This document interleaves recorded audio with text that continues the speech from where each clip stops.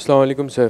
جی سر میں Abbott international کا 3rd year کا اسٹوڈنٹ ہوں، اور میرا آپ سے یہ سوال ہے کہ کیا اس ملک کی موجودہ سیاسی جماعتیں اس مہم میں آپ کا ساتھ دیں گی، یہ جو نئے صوبے بنانے والی مہم ہے؟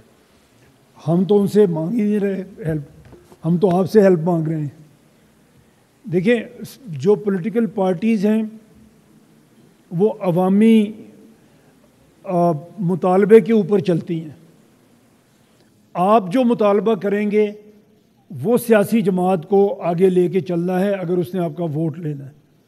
تو اگر یہ موومنٹ ہمارے نوجوانوں میں آئے، اور نوجوان آر 64% آف دس کنٹری، اور آپ 1% ہیں، آپ نے باقی 63% تک پہنچنا ہے.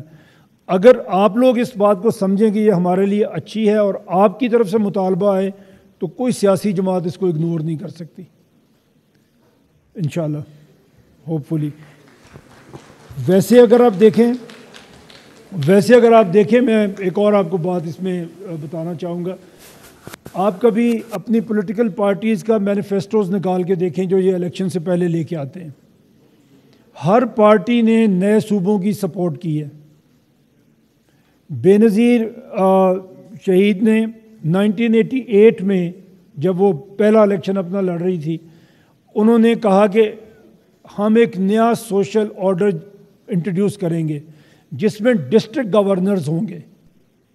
مطلب وہ تو ہم تو ڈویژن کی بات کر رہے ہیں، انہوں نے صوبے کی پاورز ڈسٹرکٹ تک ڈیولپ کرنے کی بات کی ہوئی ہے، اور وہ ان کے مینیفیسٹو میں لکھی ہوئی ہے. نون لیگ کا مینیفیسٹو آپ نکال کے دیکھیں، آپ کے صوبے کی بات انہوں نے بار بار کی ہے. سرائکی صوبے کی بات کرتے ہیں اور صوبوں کی بات کرتے ہیں. ڈویژن لیول یہ اس کی بات نہیں کرتے، لیکن نئے صوبوں کی بات کرتے ہیں. پی ٹی آئی کو آپ دیکھ لیں، میرے پاس کلپ ہے، اگر آپ کہیں گے میں سنا دوں گا. عمران خان صاحب بالکل یہی بات کر رہے ہیں کہ آپ ڈویژن کے لیول پہ صوبہ لے کے جائیں اگر اس ملک کو مساوی ترقی آپ نے دینی ہے. تو ابھی تک بھی ایک ایسی پارٹی نہیں ہے جو صوبوں کے حق میں بات نہیں کر رہی، لیکن حکومت میں آنے کے بعد وہ اس پہ عمل نہیں کرتے. اس لیے عمل نہیں کرتے کہ ہماری طرف سے ایک سسٹینڈ ایفرٹ نہیں رہتی، ہم اور چیزوں میں الجھ جاتے ہیں، اور پارٹیوں کو موقع مل جاتا ہے کہ وہ اپنی چیزوں کو پھر اس طرح لے کے چلتی نہیں. اگر ہم ان سے پوچھ لیں کہ یہ آپ کا مینیفیسٹو تھا، آپ نے کتنا عمل کیا، تو آپ دیکھیں گے کہ انشاءاللہ سچویشن بہتر ہو جائے گی. ایک چیز جو ہم اس میں خاص طور پہ زیادہ ایمفیسائز کر کے کہنا چاہ رہا ہوں کہ ایجوکیشن خراب ہے. ہمارے یہ جو یو این نے جو ڈفرینٹ انڈیکسز پہ ہمیں ریٹ کیا ہے وہ خراب ہیں، سب کچھ خراب ہے. لیکن سب سے زیادہ جس کی ہمیں ضرورت ہے اور وہاں پہ خرابی ہے کہ ہمارے پاس لیڈرشپ کی ڈیولپمنٹ کا کوئی طریقہ نہیں ہے. ایک عام آدمی، مڈل کلاس کا آدمی اس سیاست میں آگے آ ہی نہیں سکتا جو آج کا ہمارا سسٹم ہے. اور یہ بھی میں آپ کو کہنا چاہوں گا کہ دنیا میں پولیٹیکل لیڈرشپ مڈل کلاس سے مرج ہوتی ہے، مڈل کلاس سے آتی ہے. یہ جو رچ آف دا رچ سیاست میں آتے ہیں یہ کبھی تبدیلی لے کے نہیں آتے، اور وہ ہمیشہ دنیا میں، پوری دنیا میں خرابی کے ساتھ آتے ہیں. جہاں پہ بھی مڈل کلاس آئے گی وہ محنت کرے گی، وہ آگے آئے گی. اور اس کا کیا طریقہ ہوگا؟ ہمارا سسٹم کیوں مڈل کلاس کو آگے آنے نہیں دیتا؟ آج تک آپ دیکھیں جتنی بھی مین اسٹریم لیڈرشپ آپ کی آئی ہے وہ کسی خاص جگہ سے آئی ہے، وہ اپنے اون پہ اپنے آپ کو پروو کر کے نہیں آئی.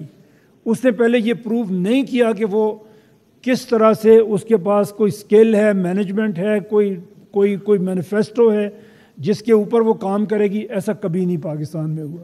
اگر ہمارے پروونسز بنتے ہیں اور 33 پروونسز بنتے ہیں تو ہمیں موقع ملے گا کہ ہم ایک آرگینک لیڈرشپ گرو کر سکیں گے یہاں سے، اور وہ آپ کے مسائل کا حل ہوگی انشاءاللہ. انڈیا میں اگر ایک چائے بنانے والا پرائم منسٹر بن سکتا ہے تو اس کا مطلب ہے کہ وہ سسٹم راستہ دیتا ہے لوگوں کو کہ ایک عام آدمی آگے بڑھ سکتا ہے. آپ نے کل دیکھا نیو یارک میں وہ ایک مسلمان لڑکا میئر بن گیا جو امیگرنٹ ہے، جو مسلمان ہے. سارے انگریڈینٹس اس میں وہ ہیں جس کو لوگ ہیٹ کرتے تھے پہلے وہاں پہ، لیکن اس کے اندر ایک قابلیت تھی. اس نے کیمپین چلائی اور اس شہر کے جتنے بلینئر تھے ان کے خلاف کیمپین چلائی اور وہ جیت گیا. تو ہمیں بھی ایسا سسٹم چاہیے کہ جو ٹیلنٹ کو گرو کرنے دے، جو ایک آرگینک لیڈرشپ کو آگے بڑھنے دے، وہ آپ کے مسائل کا۔ اور سب سے بڑی ضرورت یہ ہے، وہ میں یہ کہتا ہوں کہ روٹی سے اور تعلیم سے بھی بڑی ضرورت ہے کہ ہمیں لیڈرشپ چاہیے جو پھر ہمیں لے کے چلے اس وقت۔ تو یہ ایک بڑا مسئلہ ہے، اب یہ ایک بڑا فائدہ ہے اگر ہم صوبے چھوٹے کر سکیں۔